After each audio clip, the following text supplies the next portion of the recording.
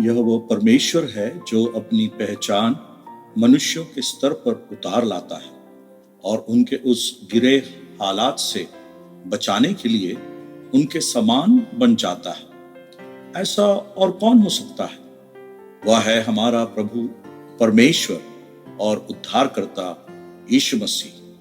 और उसी श्रेष्ठ, जीवित, प्रेमी, पवित्र और पावन नाम में आप सबको मेरा हार्दिक अभिनंदन। भजन संहिता 18 और उसके 9 से लेकर 11 तक की आयतों को हम पढ़ेंगे।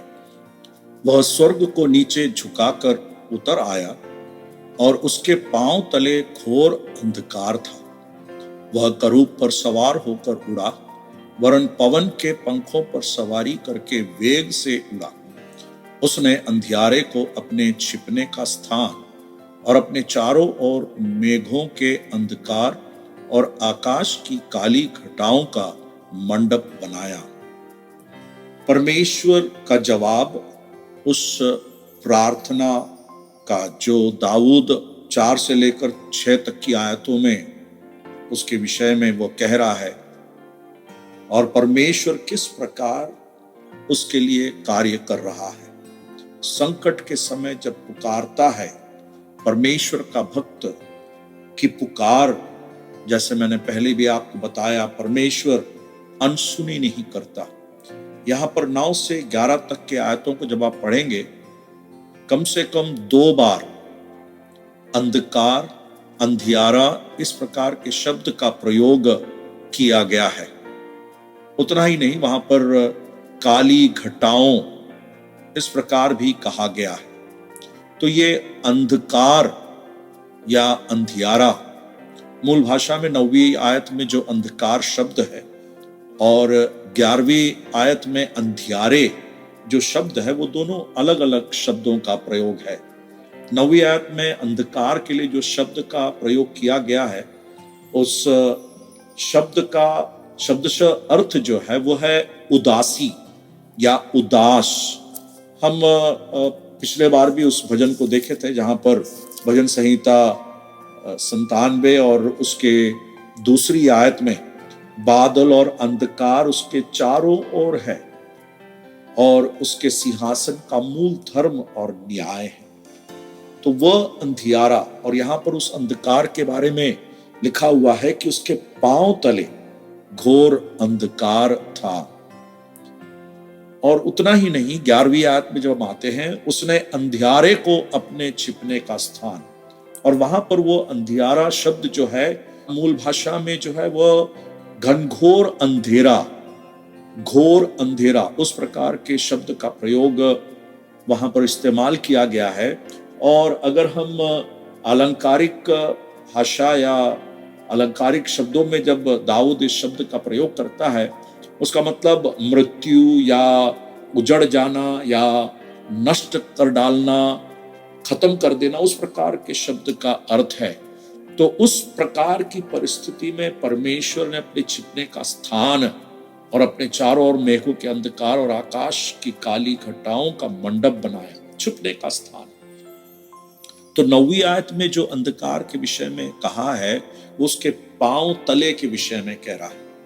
हमें मालूम है, जब हम वचन का अध्ययन करते हैं, यशायाह नबी 66 के 1 में परमेश्वर स्वयं कहता है, परमेश्वर के लिए स्वर्ग उसका सिंहासन और पृथ्वी उसके पांव की चौकी है।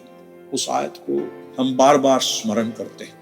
तो पृथ्वी जो उसके पांव की चौकी है, उस पृथ्वी में के अंधकार के विषय में शायद दाऊद स्मरण कर रहा होगा, और उस अंधकार के विषय में दाऊद वर्णन करता है जिसे परमेश्वर ने छिपने का स्थान बना लिया। दाऊद राजा परमेश्वर के उस कार्य को कह रहा है जो परमेश्वर खुद हमारे समान बनने के लिए, हमारी मदद करने के लिए उतर आता है।